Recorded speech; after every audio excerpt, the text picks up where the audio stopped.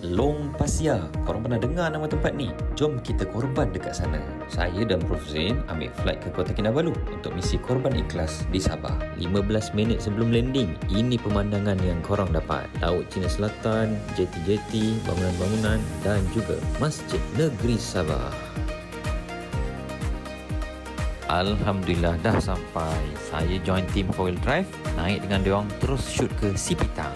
Tayar ni lah yang akan digunakan untuk tempuh perjalanan 128 km jalan balap menuju Long Pasir. Minyak kena penuh, diesel sini murah je, RM2.15 seliter. Nak kasih betul-betul penuh kena goncang macam ni Saya perasan kenderaan ni memang tinggi sikit. Jarak antara tayar dengan bodi dia ada dalam 2 kaki ni Okey, semua dah siap. Esok pagi kita akan masuk ke Long Pasir bersama dengan Mufti Sabah. Korang komen sikit Sabah Darussaadah dan jumpa di video seterusnya.